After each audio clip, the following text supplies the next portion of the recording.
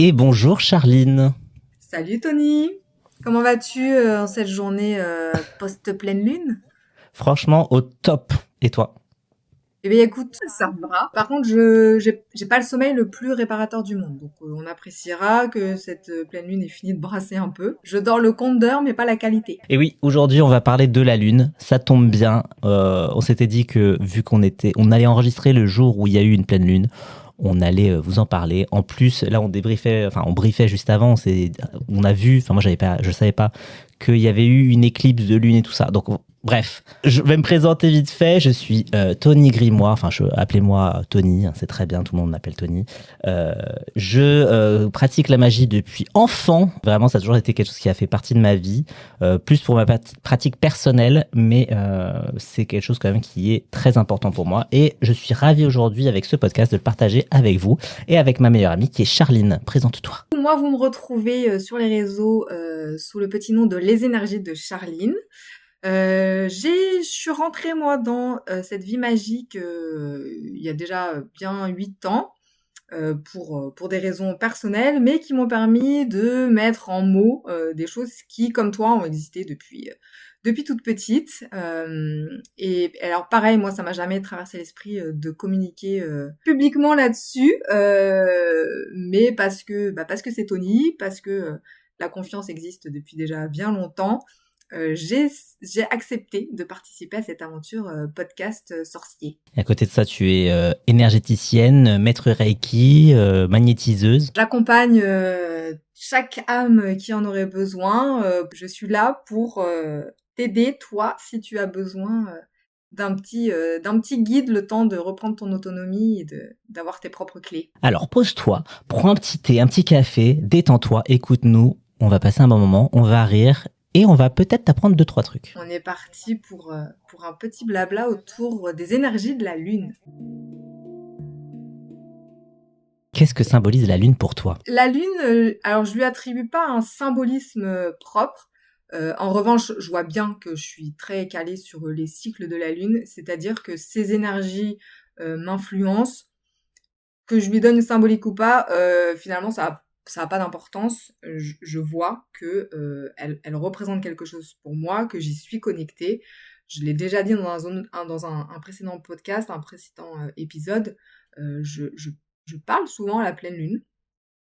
Soit parce que je lui demande des choses, soit parce que je lui confie des choses. Donc ce lien à la lune a toujours existé. Je sais que en termes de ritualisation sur les énergies de la lune, certains ritualisent vraiment sur beaucoup d'étapes possibles.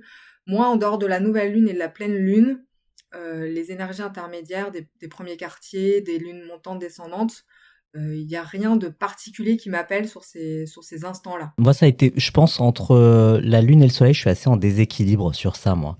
Je suis très, très lié à l'énergie de la Lune. Même dans ma vie, je suis quelqu'un qui est beaucoup plus inspiré, qui travaille beaucoup plus la nuit que le jour. Et je me suis souvent servi de l'énergie de la Lune, moi, pour me booster.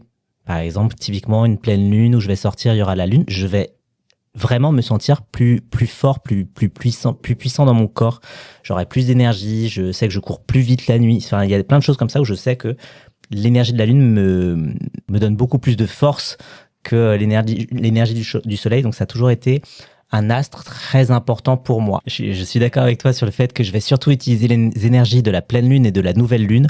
En tout cas, je vais moins me préoccuper des énergies montantes et descendantes sur ma pratique. Je Ouais. pratiquerai de la même façon en montante et en descendante. En fait, je dis ça, mais ça se trouve, je ferai un peu plus attention les Oui, prochaines semaines. peut-être Ouais, voir, qu'intuitivement, non, tu suis peut-être quelque chose c'est ça. et sans avoir eu l'œil dessus. De manière consciente, j'ai jamais fait de différence Oui. sur ça. Je pratiquais à la nouvelle lune et à la pleine lune pour des énergies différentes, oui, mais sur le montant descendant, pas vraiment. Je sais que pour certains, c'est très important, certains et certaines, c'est très important, pas pour moi. En t'écoutant, je me dis que sur nos connexions respectives au soleil et à la lune, à nouveau, on est très distincts et très complémentaires et que ça répond à comment on fonctionne tout court sur notre magie. On l'a dit aussi, moi j'ai une énergie très feu. Alors forcément, Oui, moi c'est le soleil ouais, c'est c'est clair. mon carburant numéro un, quoi. Si j'ai besoin à un moment de me recharger, ça va être soleil. Je vais jamais passer autant de temps dehors pour prendre la lumière du soleil que quand j'en ai besoin. Et à l'inverse, moi qui sens énormément les présences, les énergies des âmes qui sont dans l'invisible, la nuit, elles prennent vraiment corps. Je ne sais pas si vous connaissez le symbole de la triple déesse. C'est un symbole avec 2 croissants de lune et une pleine lune au centre. Ça peut vous aider à savoir si elle est montante ou descendante. L'inverse d'un C, donc ça c'est montant. Vous avez un O, la pleine lune, et après vous avez le C qui est pour la phase descendante. Voilà, comme vous avez le symbole, vous regardez le ciel et ça vous permet de savoir si vous êtes avant ou après la pleine lune. C'est un petit moyen mnémotechnique. C'est ça, comme ça, si vous voulez caler vos rituels, vos pratiques sur est-ce que vous êtes sur une énergie de lune montante ou descendante, vous avez un repère facile à l'œil. Justement, pleine lune et nouvelle lune, on va être sur 2 énergies complètement différentes. Comment tu les catégoriserais? Alors moi, si je peux presque utiliser des mots-clés pour vous donner un repère, moi sur la nouvelle lune, vraiment mon mot-clé, ça va être l'intention. Pour moi, la nouvelle lune, c'est le moment où je fais le point sur qu'est-ce que j'aimerais implanter dans ma vie, que je veux pouvoir récolter plus tard. La pleine lune, elle répond à ça. Et la pleine lune, sans doute pour cette histoire de lumière aussi, elle m'apporte parfois une forte énergie de libération. La lune, elle est de base liée à l'intérieur et à l'émotionnel.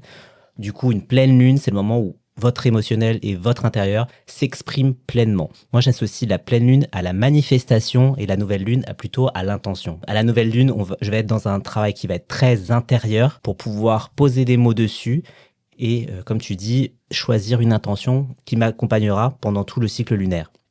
Et à la pleine lune, c'est un peu cette idée, comme tu dis, de récolte, ce moment où je vais vraiment utiliser la pleine puissance pour manifester l'intention qui était là au départ et voir le progrès qui s'est fait sur cette moitié de cycle, parce qu'après, à la pleine lune, on retourne à la nouvelle lune. On se redirige gentiment vers la nouvelle lune suivante. Mes rituels de nouvelle lune sont très introspectifs. C'est un travail de son monde intérieur. C'est qu'est-ce qui, dans mon monde intérieur, là, a besoin d'une nouvelle trajectoire, d'un peu plus de calme, de l'apaisement. Et parfois, c'est réellement une intention qui est posée avec un objectif de temps. Et à la pleine lune prochaine, je récupère le travail énergétique que je dépose aujourd'hui, quoi. Et c'est là où la pleine lune peut avoir ce truc de libération puissant, c'est que je lui ai confié quelque chose et qu'à la pleine lune, ce que j'ai confié comme travail se libère réellement. Et là, ça peut secouer, mais c'est ce que j'ai demandé. Hein, donc, si on demande, après, faut pas s'étonner, quoi. Je me souviens de certaines demandes que j'ai faites. Mais j'en connais d'autres qui demandent des trucs à la lune et puis qu'après... Elles se prennent une baffe. S'étonnent presque du parpaing qu'ils ont ramassé à la lunaison suivante.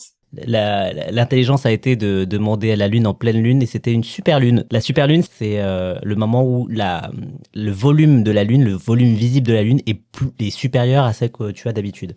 Donc l'impact sur toi sera encore plus puissant.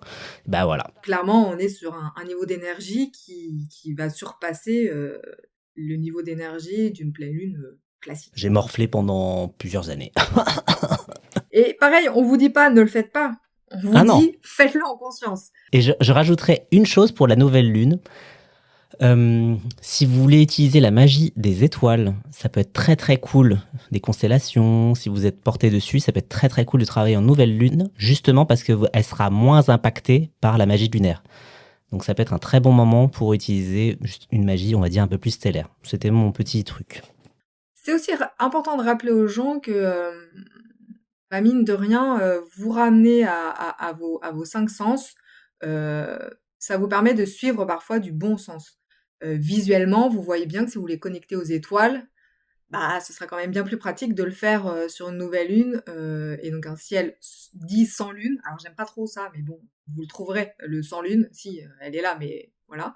Ça sera plus simple de connecter à une ou plusieurs étoiles ou à des constellations dans un ciel qui n'a pas de lune que en mode pleine lune. Je fais un petit aparté sur l'impact des astres et de un peu la notion d'astrologie. On fera un podcast dessus. N'oubliez jamais cette notion que quand vous faites votre thème astral, c'est toujours bien de la voir pour expliquer davantage l'impact de certains astres aujourd'hui sur votre vie. Parce que on parle souvent de Mercure rétrograde et on en a déjà discuté toi et moi en off. Mais par exemple, quelqu'un qui est né dans une période de Mercure en rétrograde sera peut-être moins impacté parce qu'il est né dans un contexte comme ça.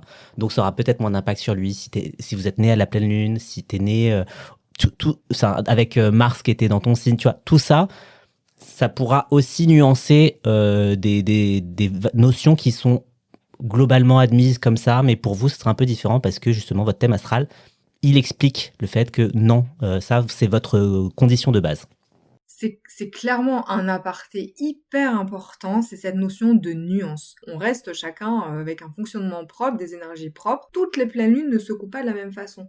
Parce que effectivement, une pleine lune, d'un mois sur l'autre, n'est pas dans le même signe, n'est pas dans la même configuration astrologique, donc ne va pas porter les mêmes choses en termes d'énergie de travail. L'avantage de ne pas se conditionner, c'est de pas subir la pleine lune parce que Oui. vous l'avez vue dans le ciel et que du coup votre cerveau envoie le signal de ah là là c'est l'enfer, c'est la pleine lune, je vais mal dormir. Dans votre thème astral, vous pouvez le faire sur des sites comme Astrothème.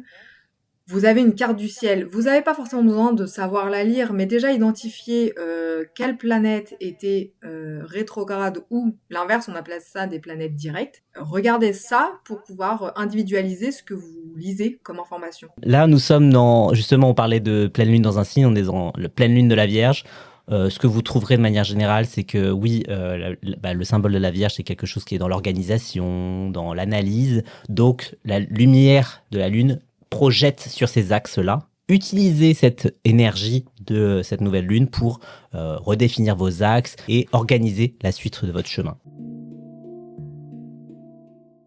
Pour revenir sur l'aspect de la pleine lune sur nos rêves et sur notre sommeil, je pense que c'est pas mal d'analyser vos rêves sur une pleine lune. Ça peut être pas mal parce que justement, ça va faire ressortir ce qu'il y a à l'intérieur de vous, de votre inconscient. C'est pas mal peut-être de les noter pour voir ce que ça va traduire par la suite. Ce qui peut se jouer dans votre sommeil, alors d'ailleurs, pleine lune ou nouvelle lune, Oui. Moi, je fais partie des gens qui ont très très peu de souvenirs nets de leurs rêves. Alors ça peut arriver, mais très souvent, c'est que c'est pas vraiment des rêves. C'est ce qu'on appelle des songes. Donc quand je suis visitée par Pierre-Paul Jacques, il me laisse des souvenirs. Il me laisse des souvenirs qui me laissent des rêves, ou en tout cas ce qui ressemblerait à des rêves très nets. À l'inverse, mes propres rêves, souvent flou artistique, je vais pouvoir avoir par contre des sensations émotionnelles au réveil où j'ai pas le rêve, j'ai pas d'image, mais je sens qu'il s'est passé quelque chose. Et oui, sans doute que si j'écrivais ça dans un petit carnet à chaud le matin en me réveillant, je pourrais suivre une trame en fait de ce qui se joue. Et à défaut d'avoir l'info imagée du rêve, j'aurais quand même l'info de ce qui a travaillé et quelle voie ça a pris. L'option dictaphone sur le téléphone, ça peut être pas mal. Parce que vous êtes des fois encore dans le réveil et que vous pouvez justement dire, alors je viens de rêver de ça, nanana. Après, quand vous êtes pleinement réveillé, là, vous analysez un petit peu plus. En tout cas, vous notez. L'analyse se fera au long cours peut-être, mais encore une fois, c'est une idée de tester quelque chose parce que ça pourra peut-être résonner en vous et vous dire que vous avez peut-être justement une magie qui est liée au monde du rêve ou pas. Et se servir de plein d'exercices pour définir quelle est votre propre magie. On a parlé justement que ça pouvait avoir un impact sur nous, mais comme tu le disais en off, ça peut aussi avoir un impact sur nos animaux de compagnie. C'est encore plus vrai pour celles et ceux qui ont un chat, parce que si vous ne le savez pas, le chat c'est un animal, alors on dit un animal magique. Les chats ont cette forte capacité à transmuter les énergies, c'est-à-dire quand on dit qu'un chat, ça se cale toujours au meilleur endroit de la maison, c'est pas toujours vrai. Parfois, ça se cale à l'endroit de la maison où il y a besoin de rééquilibrer quelque chose, parce qu'ils ont cette compétence énergétique de pouvoir transmuter des énergies d'une forme à une autre. Donc si vos animaux ont tendance à être plus agités, plus collants, plus nerveux, pleine lune, nouvelle lune, tout fonctionne. Comme pour vous, faut juste laisser glisser un petit peu, répondre aux besoins de votre animal si vous en identifiez. Et sinon, observez que là, il y a quelque chose qui travaille. N'oubliez pas aussi que vos animaux, quels qu'ils soient, sont très souvent un bon miroir de votre état intérieur. Donc, un chat, un chien agité, nerveux, qui vous colle beaucoup, essaye peut-être de vous montrer qu'à l'intérieur, c'est le bordel et que ça commence à lui être un petit peu insupportable. J'ai deux derniers axes sur lesquels je voudrais aller.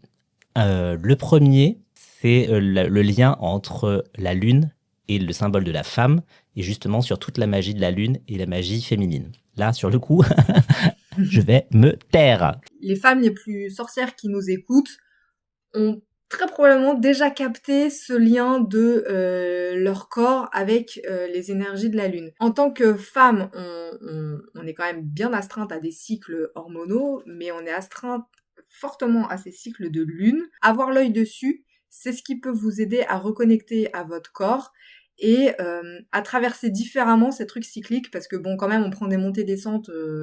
Si vous êtes une femme, je vous apprends rien. C'est un peu violent parfois. Et souvent, c'est violent parce que on s'autorise pas l'écoute, on s'autorise pas le réajustement que notre corps est en train de demander. Il y a les saisons, il y a les jours, il y a la lune. Les suivre, avoir l'œil dessus, c'est ce qui vous permet d'ajuster vos besoins, ce que vous mettez en face pour pallier aux montées-descentes. La lune a toujours été centrale dans la vie des gens, que ce soit, je vais prendre les exemples plus connus, la déesse Sélénée, Hécatée, que ce soit la triple déesse. La notion de la lune est quand même très puissante dans la magie et dans la vie spirituelle de l'humanité depuis très longtemps. Est-ce que toi, quand tu te connectes, c'est que à la lune, ou tu peux passer par un avatar de la lune? C'est lune directe, et de manière générale, j'utilise peu de figures. Alors, figures au sens large, hein, vous avez compris, Ouais, les ouais. gens avec les exemples de Tony, mais de la même manière, il existe des figures pour se connecter au soleil, des figures pour se connecter aux éléments. Moi, pour le coup, je suis en mode accroche directe. En fait, je suis très peu sensible aux représentations de quelque chose. Pour moi, la représentation de quelque chose, c'est un intermédiaire qui me déconnecte déjà un petit peu. Alors toi, je pense que sur certaines choses, tu as des représentations qui apportent plus de puissance. Je vais peut-être nuancer grâce à une incarnation, une personnification.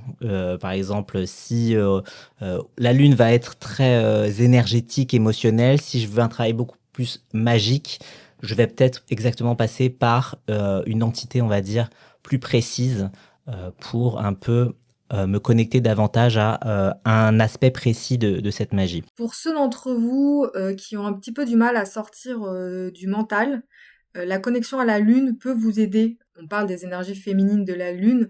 Les énergies féminines qu'on a tous en nous, c'est toujours un équilibre entre le masculin et le féminin.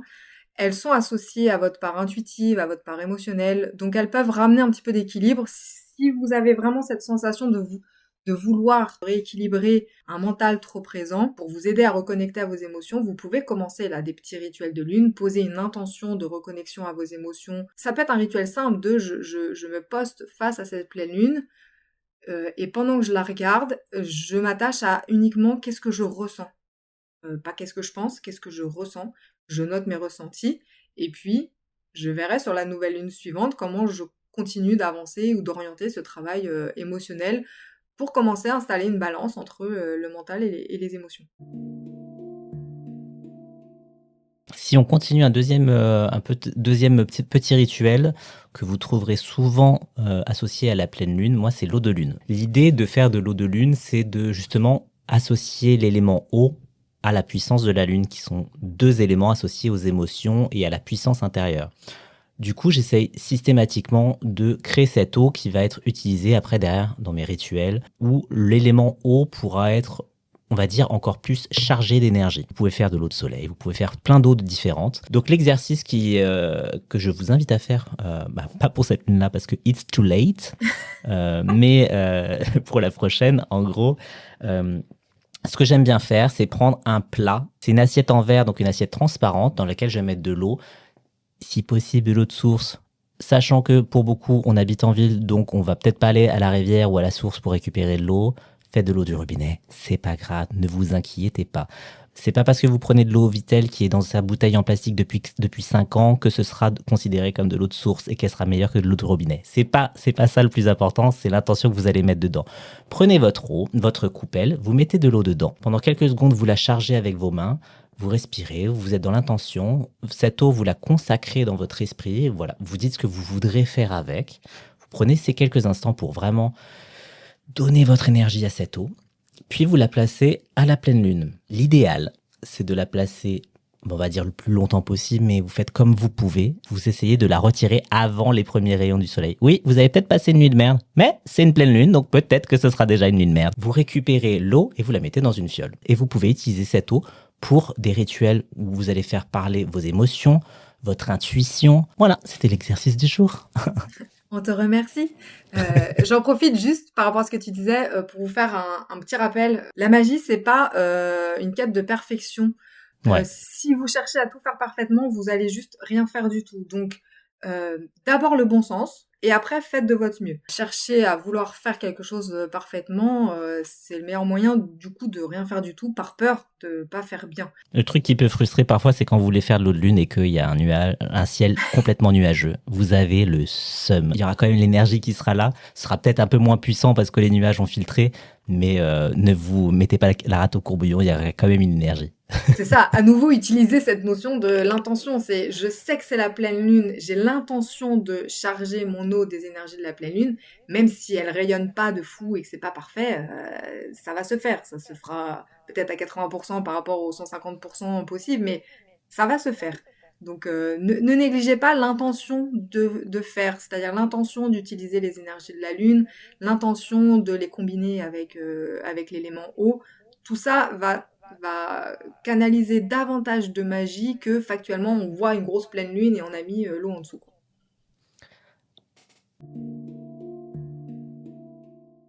Pour finir cet épisode sur la lune, on va parler du prochain rendez-vous, gros rendez-vous en tout cas de lune, qui y aura après la sortie de cet épisode. Ce sera la nouvelle lune qui sera, je crois, le 18 ou 19 mars. Et ce sera donc une nouvelle lune en poisson, sachant que les poissons, on va être justement sur quelque chose de très émotionnel aussi. Donc ça risque peut-être de un petit peu travailler. Oui, bah là je te rejoins qu'une nouvelle lune sur un signe d'eau, et alors en plus le poisson, c'est pas un signe d'eau, c'est le signe d'eau.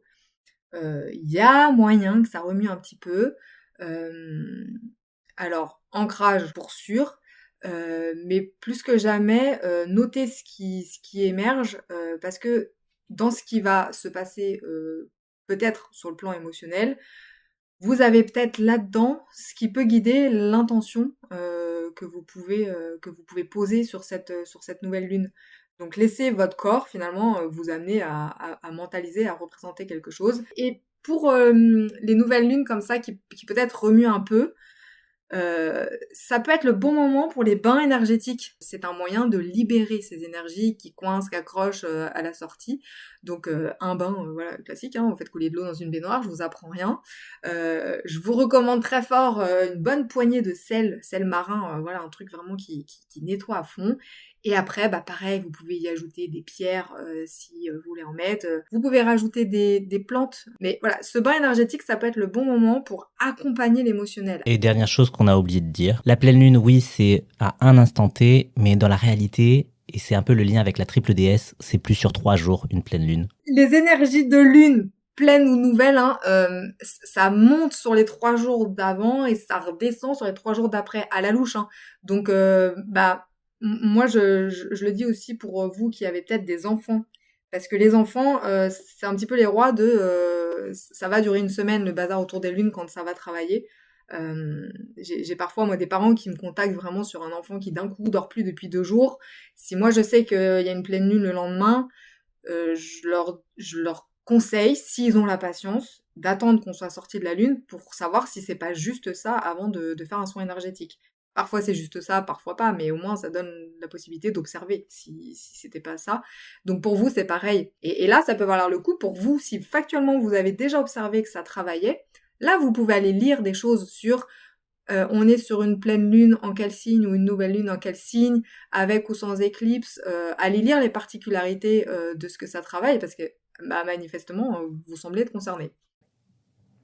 Ouais, je suis d'accord avec toi. Faites le travail inverse. Ne vous dites pas la lune elle est comme ça dans ça, donc ça va avoir un impact sur moi. Plus, ça a un impact sur moi, ok, mais c'était une lune comment?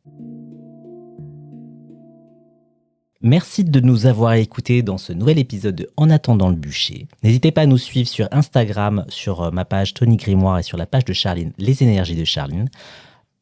Abonnez-vous, commentez. C'est toujours agréable d'avoir vos ressentis sur la Lune, comment vous travaillez avec la Lune. Si vous faites des autres lunes et comment vous les faites, ça peut être cool aussi. Et pour les plus timides, n'hésitez pas à nous partager vos petits trucs en message privé. Ça peut nous permettre de réintégrer cette notion de partage en anonymisant, en faisant tout ça, mais de partager à plus de choses. Donc on sait qu'il peut y avoir des timides. Si la section commentaires, vous hésitez, nos messages privés sont ouverts pour vous. Merci Charline, merci à toi qui nous écoutes.